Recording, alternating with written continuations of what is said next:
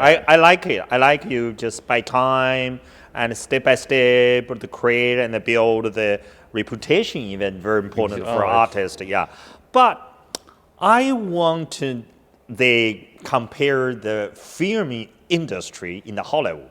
If the actor the value more increase always because of a new movie.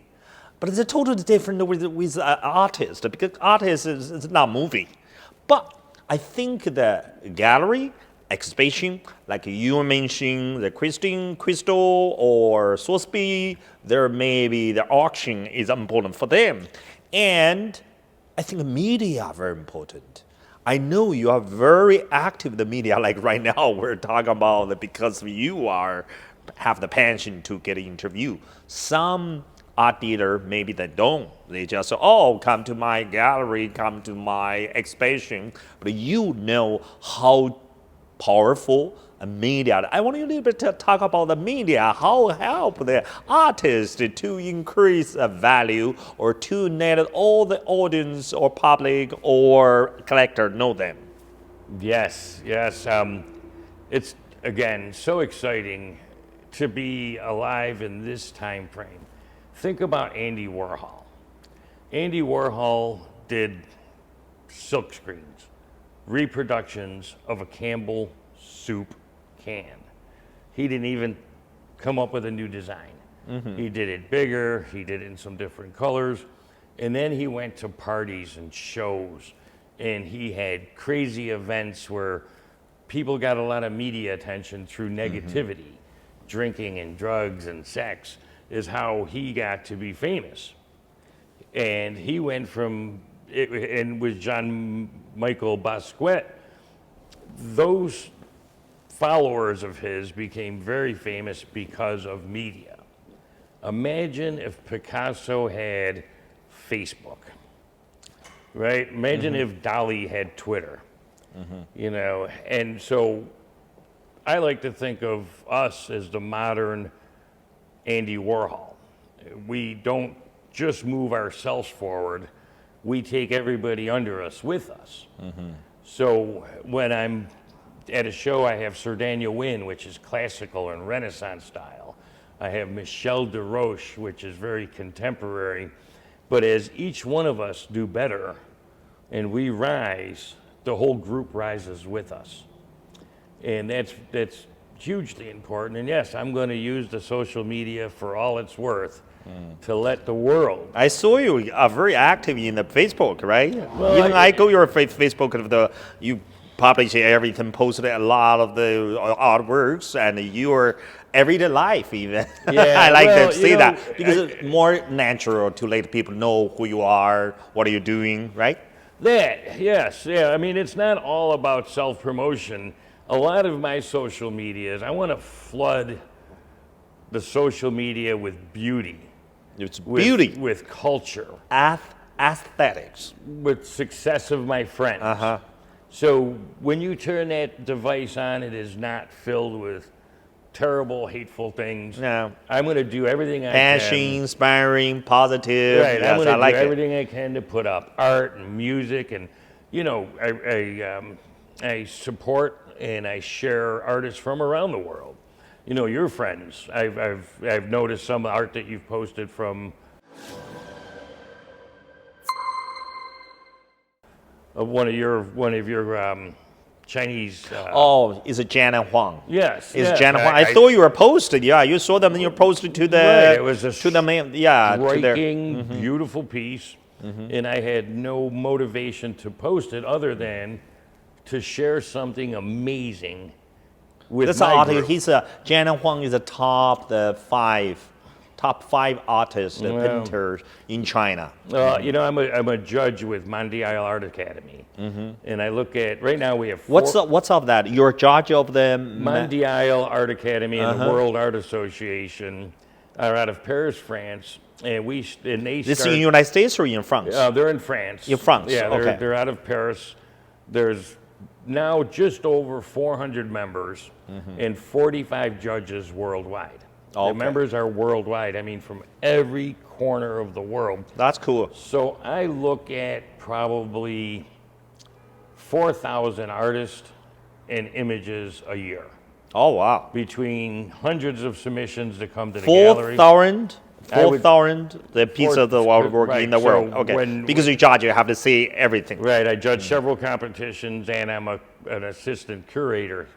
So when submissions come into this gallery, in this organization, a lot of times I'll filter them. And before I pass them on to Sir Daniel Winn and Randy Slavin. Going back to your question, what am I filtering for? Yeah. You could do the Mona Lisa exact, but if you've never won a competition, you've never been in a major show, you haven't been accepted to some major organization, you'll never make it through the doors of a blue chip gallery. You have to go to first base, and then you got to round the bases. And home plate is Gagosian, Winn Slavin, making it to a Basel art show, in Miami or otherwise. Without those bases, you can't make it here. So we have a lot of natural filters because I have to be able to get it appraised and insured if I offer it to a collector here. At an emerging gallery, something in Venice Beach, you walk in and there are artists stacked all the way up to the ceilings. Those are emerging artists, and there's no appraisals, there's no insurance, there's no way to identify whether it's worth anything or not. Here we have records, and transactions. Okay, Michael, have you heard of the William de Kooning? William de Kooning? Not really? I don't think so. Okay, he's a painter. He's died in 1997. He came from the Netherlands. His piece of the interchange got I think the more than 100 million USD in the New York. Yeah, maybe Christie or Sotheby. If we don't, you and I we don't talk about him. I know he's a top one. Number one is his piece of top one, interchange and a woman. Woman and change. Interchange is the top the artwork in the world. Okay, so people call him like the modern Picasso or something. I ask you a question because I want you predict, because you're a judge, you are very professional art dealer, you are also very working hard the artist for your own painting. I want to ask you, could you predict the next William de Kooning? That's a number. De Kooning, yeah. I'm sorry. De Kooning. De Kooning. Okay, that's good.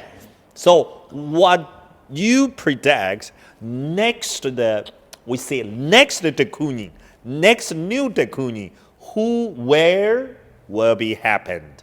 In United States, in Europe, or in the Asian country? I kind of give you the test. It's great, and really, for my long-term collectors, that is my job. You see, a Picasso that's selling for 140 million is established. It might go up a little, never going to go down, but in your lifetime, it's not going to go to 180 million. You see, so what we have to identify is a de Kooning in his early stage. Yeah. Right? He got 136 million. Yeah. 136 But if you look million. at his work, and you look at this work, or if you look at any of the work of the artist I'm representing, you cannot stand there and say, this is better because. You can't, there's nothing better about a de Kooning versus a de Roche. Right? It's not technically better. He's not using better materials. He's not more trained artistically, and even if it was, it wouldn't make a difference. What we look at is who represented him. So if de Kooning showed up today in Venice Beach and he didn't make the right moves, get the right manager, get a publicist, if he didn't go and apply to every major art show in the world and get turned down,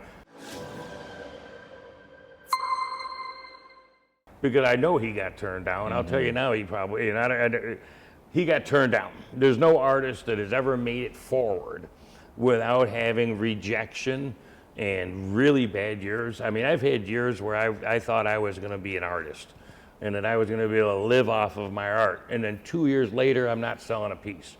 I'm the same artist. I'm using the same materials. I have the same paintbrushes. Just shuts off. So it takes that constant movement, that management company. It goes once you create the piece, you've developed your style, you've bought your canvas, and you've made your paintings.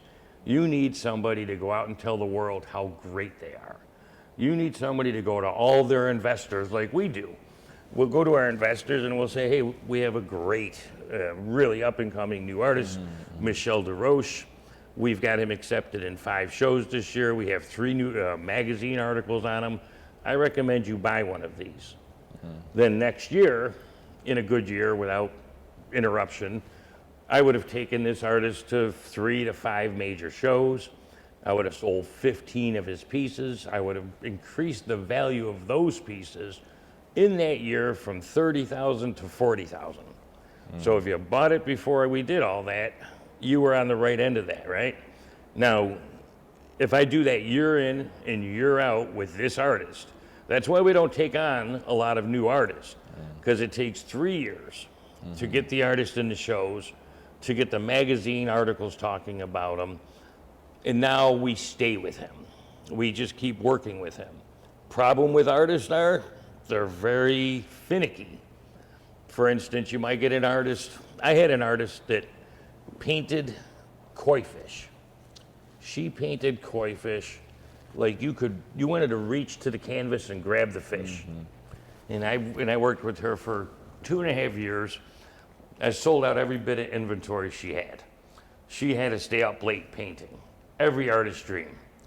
Paintings are 15, 20,000 each. She had money in the bank. She was eating real food for a change, but she just didn't want to paint koi fish anymore. Okay. She wanted to paint Buddhas. Okay. And guess what? The Buddhas didn't sell. They were beautiful. It's a great subject. It's a worldwide top-selling image to paint. However, they didn't catch on. So now she's back to eating ramen noodles, because she didn't stay consistent. She wanted to change with her plan. She wanted to do it her way. She wanted to paint what she wanted to paint, which artists are fiercely independent. So if you think because you're an artist and you've gotten into a gallery and you're going to still do what you want when you want, it's not the way it is. If you're an actress, it's not about going to parties and red carpets. It's about reading 50 pages of script and understanding those 50 pages in 3 different attitudes. Happy, sad, whatever. And an artist finds their way. They develop a long-term plan. Long-term plan. And they stay with it. They follow their manager's advice. But it's not the artist. It becomes work. Okay. People who paint for fun think that painting for work would be the same thing. It's not. It's a job. It's a job. It's a job. Okay. Yeah. Michael, I really like your reasonable thoughts, the reasonable thinking. Really give our experience even to our audience. If you are right now an artist or you just want to enjoy Nike, the artwork, want to choose some piece of the Michael, I call him Mike brother. The artist call him millions of the art dealer, top sale in the world. Okay, but I really enjoy what he gave our experience. Before we go, I will ask more questions because Nate thought Michael come back to the reality right now we're facing. Right now is a pandemic. Everywhere, they shut down, closing the restaurant. So many artists or art agency or art company or gallery, they do digital, they do virtual exhibition. Even right now, I heard of a lot of them I heard it. I'm the one of the founder. It's for the LABA. The LABA means the Los Angeles International Art Festival and the Beverly Arts online exhibition. They first do the online, they do virtual, they do digital exhibition. Then they will contact the artist or the gallery like you, like the art dealer, like the convention center. They will do physical, offline, the exhibition. So what's your opinion about all of this reality of the pandemic? Okay, so I have never, ever sold a piece of art Online. online. Okay. That's because art has a connection. All right, there's a emotion between the artist and the work, and I truly believe that I can tell. Well, I know I can tell a copy from a real one because the artist leaves some soul in the original. So the internet and online presentations will give us a chance to talk to the public. Let them know who we are. People find things from people they trust and they understand. So what our opportunity is to go online and introduce ourselves to the world. Let people sit in the comfort of their homes as we talk to them about our different artists, who they are, where they're from. But ultimately, we're going to have to make it a connection. In this, now I will do a lot of a transaction on a Picasso or a Dali over the internet because we know who they are. We care most about authenticity and provenance. So there's a little different in the master world. There's more transactions being done in the master world than there is in this world of living contemporary artists. What we're doing is we're reaching out, we're showing the work to people, we're meeting clients on the phone and on the internet, but I've had some amazing successes with home shows. Okay. We did one in Phoenix, and client was interested in 2 sculptures that were 1,500 pounds each, and 2 large 8-foot Sir Daniel Winn paintings. Well, first of all, he's a 5-star client, beyond question about his ability and desire to own fine art. And so we loaded up a truck.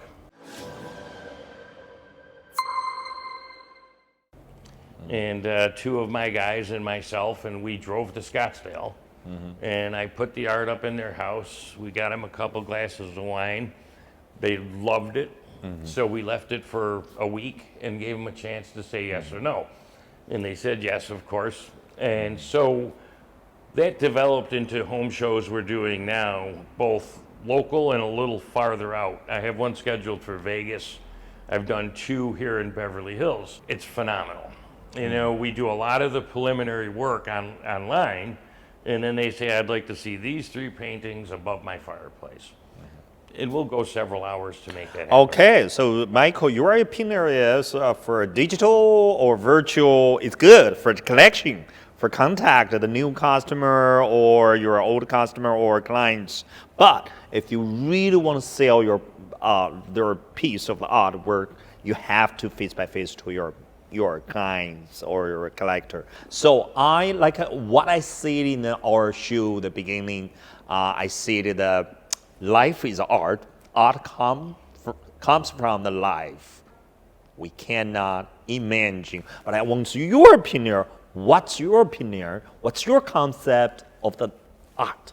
In the history of man, starting from the caveman, time and space has been recorded by art. And guess what? The cave art is still there. Da Vinci and Picasso and Rembrandt, they're still in our purview. The story of time told on canvas with oil is forever. And when you look around in 2020, 20 years from now, I will be able to look at a piece and know that it was influenced by these times. You'll see it. There'll be influences. When you look at Picasso, did his most famous piece after his village was bombed. And he did, I'm not going to try and say the name, but he recorded that terrible, instance, and artist after artist has left paintings behind. So I believe that art will be 200 years from now still one of the best records of our time. Okay, everybody, this is ZhouZheng Art Channel. Like what the Michael Sean Degnan said, art always through history, always through the time to memory, to express our human being. Thank you for watching ZhouZheng Art Channel.